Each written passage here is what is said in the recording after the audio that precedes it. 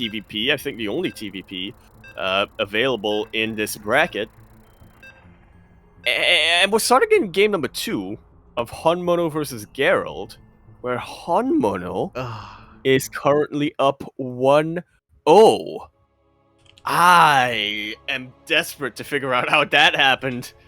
I need to get my hands on this replay. There's a reason why I love Honmono is like one of my favorite Korean Terrans.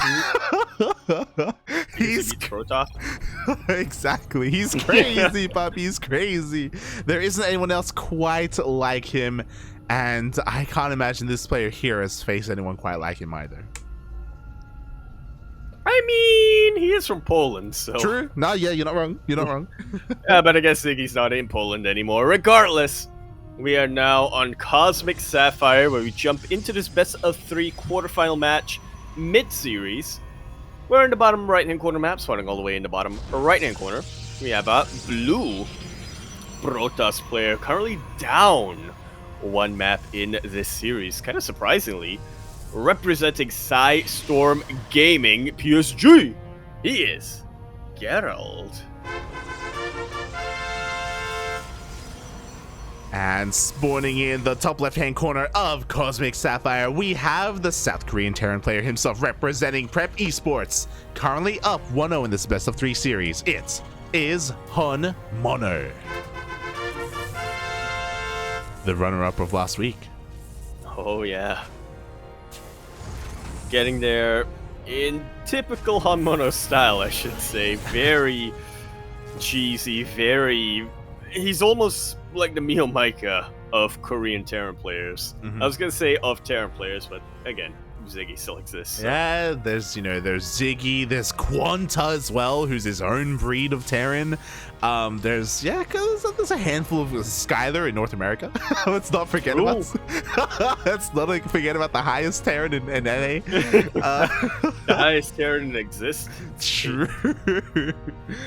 Oh my god. And I'm shocked as well here by the result. We were talking about it earlier, and I see someone in the chat as well.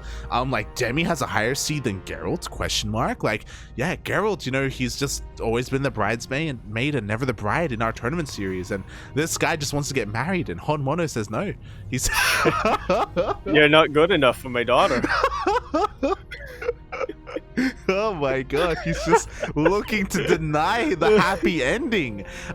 Feels bad, man. And already Honmono is in his head because he went for a full wall off to open things up, and he goes for a CC follow-up, and Gerald, he doesn't buy it. 100% Honmono proxied in game number 1. 100%. There is no reason for Gerald to be this paranoid, if not for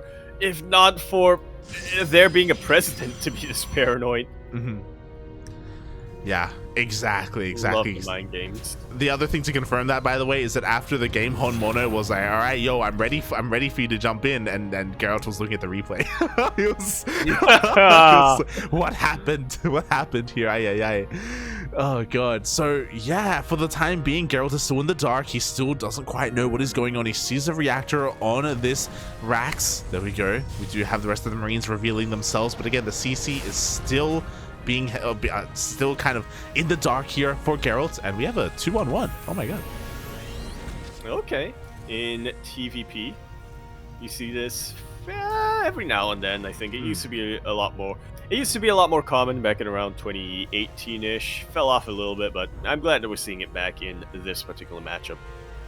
Yeah, exactly. It's not too common here in current meta, and I mean, that's why Honmono is doing it.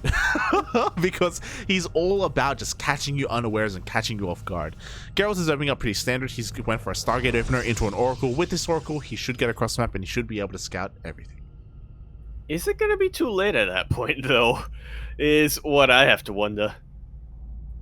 Yeah, because even though he's going to scout, I mean, we already have the build well underway. We already have so many Marines available. Here we go. Oracle! Is able to throw down the reveal and is able to confirm, yep, that's a tech lab on the barracks. You are researching. This is 100% some kind of stim push. More likely than not, a 2-1-1. Exactly. Quickly looking at the vision here for Gerald, he was able to see the second racks, so he's fully aware about the opener of the build. Meanwhile, the medivacs are coming out, and Honmono is going to be going for his drop. At the same time, Gerald was able to sneak around the Marines and still gets into the mineral line. Yeah, a number of SCVs are going to go down, but you know how they wouldn't go down, Light? If they were pulled.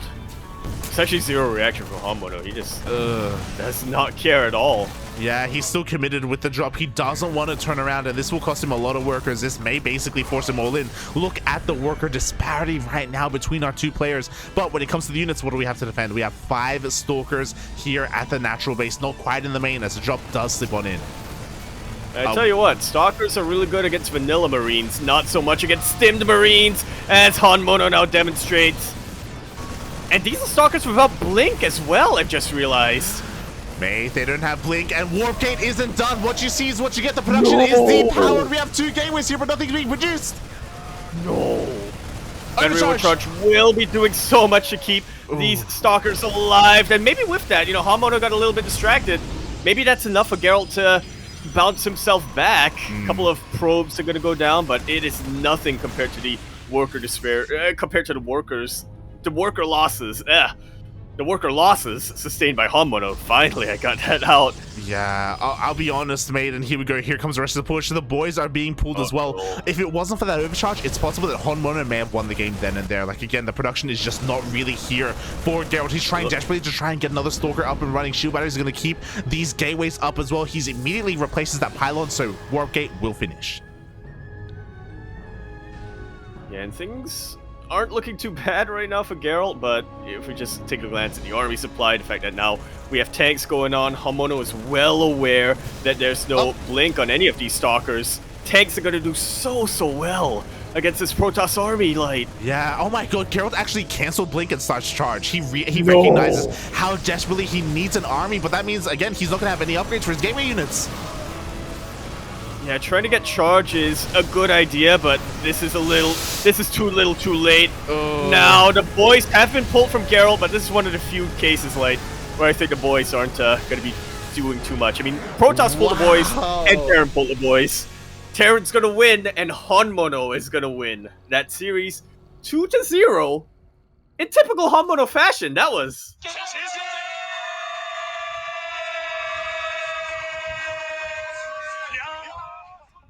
I was just hyping up Gerald, Light. In that little break we had where we didn't have a series, I was just talking about how he was the favorite of this week's tournament. And all of a sudden, Honmono comes in, and he kills the hype entirely. GG. We will have Terran players remaining in this tournament. GG, well played. The runner-up of last week has returned. Honmono takes down Gerald. Gerald, we were talking about it. He's the favorite. He's the guy. He's the guy to beat. And he gets beaten. Oh my god. Wow. I don't know how he does it. I don't know how Honmono does it. I really don't know either.